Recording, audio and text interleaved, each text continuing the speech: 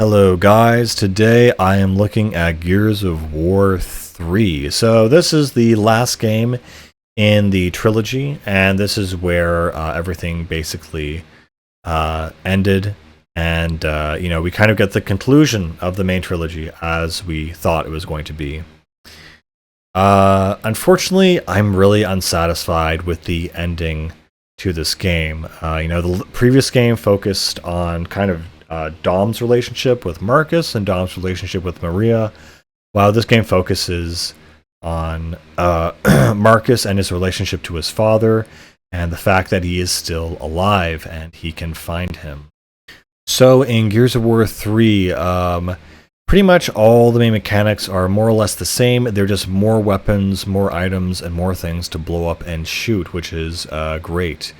So in this game, everything has changed. Basically, they tried to, take out the Locust, but instead, Jacinto was destroyed in the process. And basically, as a result from that, what has occurred is that now, with all the human cities destroyed, they are now living on ships, kind of roaming the open waters, because they basically flooded the entire city in order to take out the Locust and the city.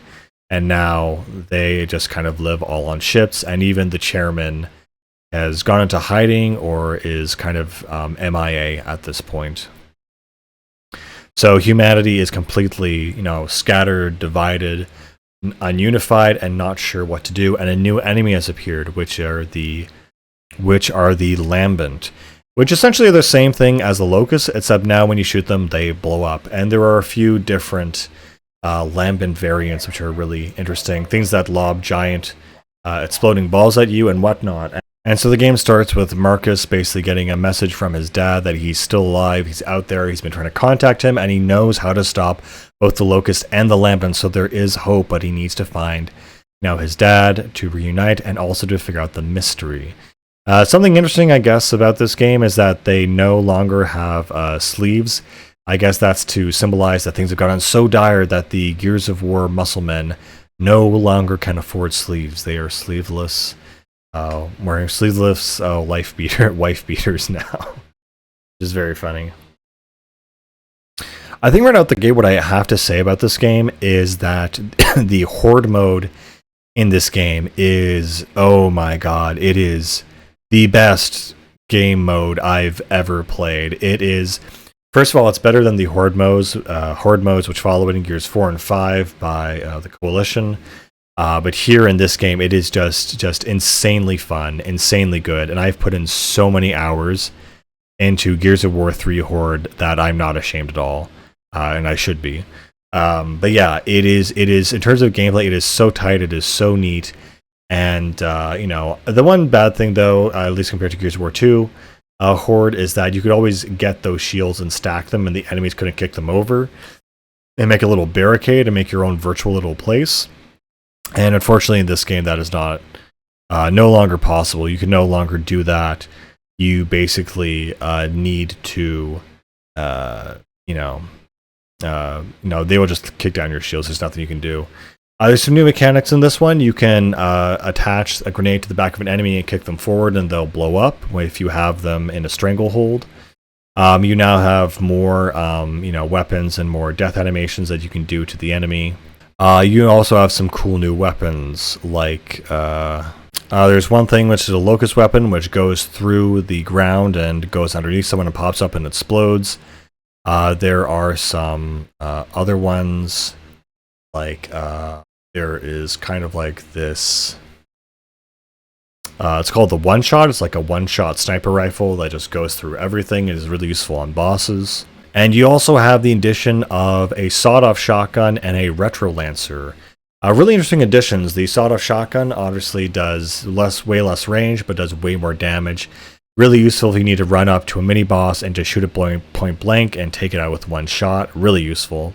It also has 2 shells and is really a pain to reload.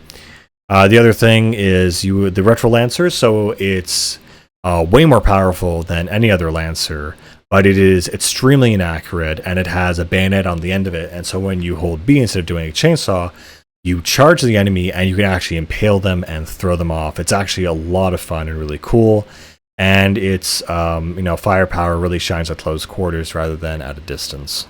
Anyway, the Gears of War 3 campaign is really not that memorable. You kind of go through a lot of missions. I don't really recall exactly the middle part. I remember you meet this guy who runs like this refugee camp somewhere in the ruins of Jacinto, and you basically have to ally with him and kind of deal with him in order to get your job done.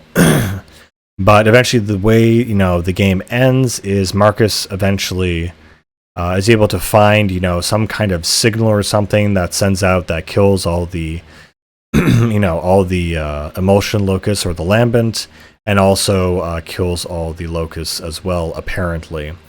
Again, it's not implied, but it is implied that Marcus's father knows Lady Mira. There's some relationship there, and there's some relationship between who she is, if she's Marcus's mother or something. I don't know.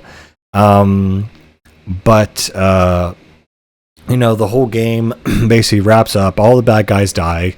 Queen Mira dies. They kill her.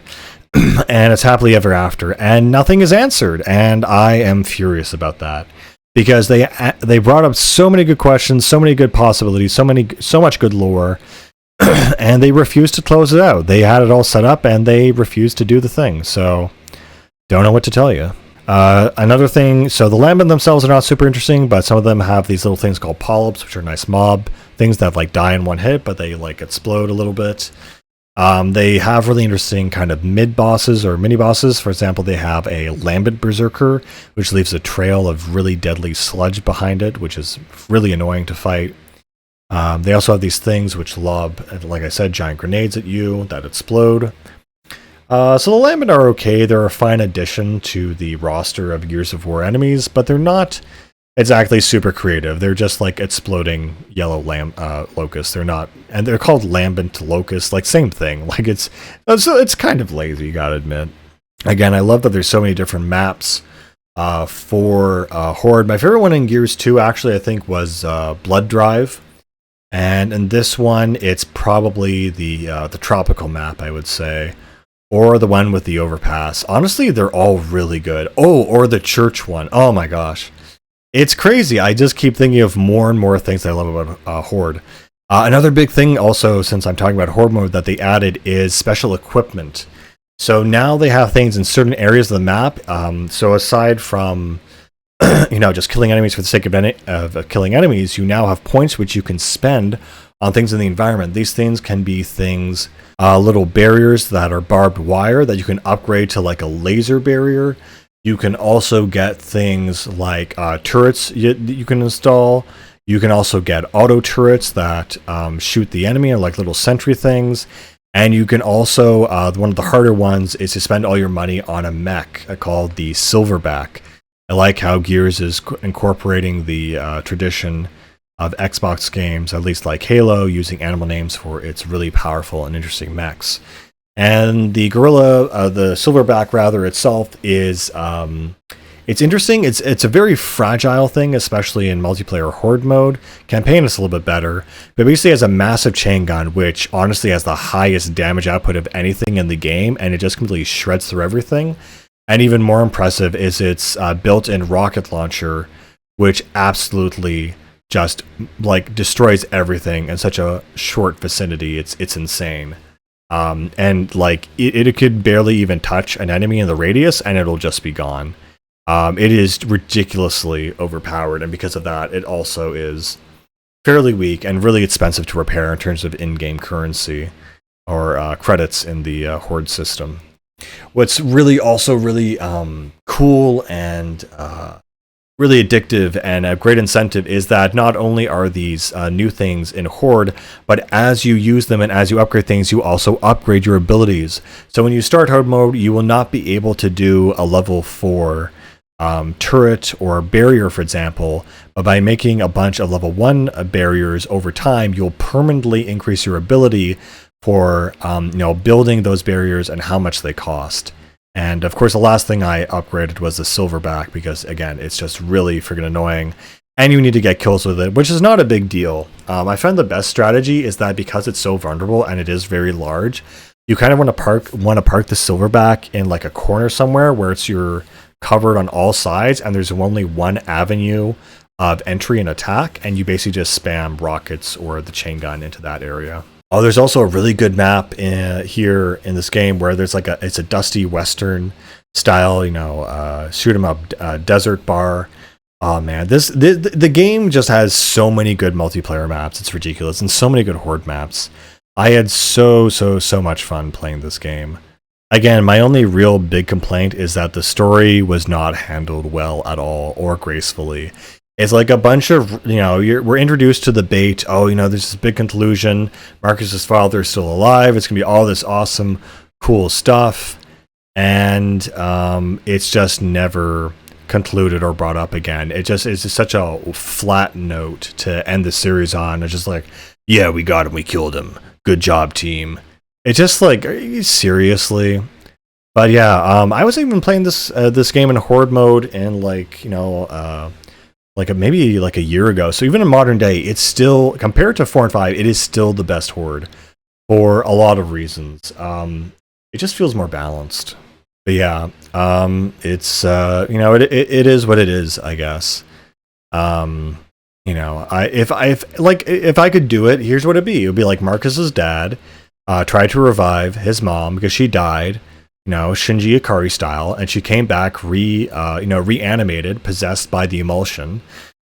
The emulsion is a living organism that mind controls her. She becomes the host queen, and she gives birth to the locusts and the lambent, and then she fights against the lambent because it's a disease that wants to take her over, and she actually has such a strong will, she becomes her own self, and so she ends up controlling the locusts as the queen, and then fights essentially the lambent for her own survival, and ends up even turning on humanity because even though she's strong-willed, she's lost her memory of herself. And there would be this cool thing where Marcus's dad would try to bring her back, and try to, save her mind, and Marcus would be like, Dad, it's over, it's not her, you can't bring her back, she's gotta die.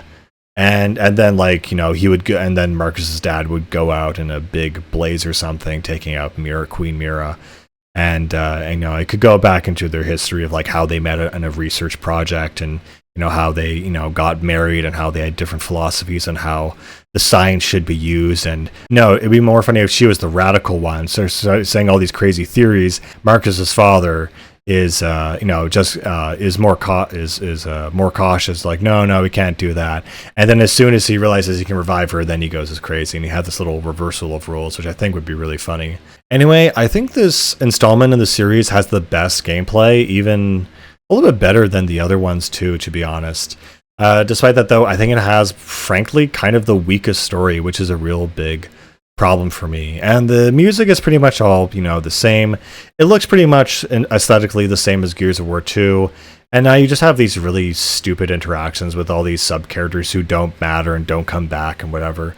Oh, I forgot, I love the hotel level in this game. So yeah, I'm not really sure what else to say. Except my go-to character in multiplayer, for some reason, is Bernie, a 60-year-old Irish woman with dreadlocks. I don't know why. I just love this sassy, not even sassy, this old butch Irish woman. She's just friggin' cool and has an attitude about her. And also she's a sniper, so who doesn't love that? I love sniping, and so I immediately connected with that character. And it's just the most unexpected character. I thought Ty would be my favorite character of the series, but I actually love playing as Bernie. It's really weird. It's funny.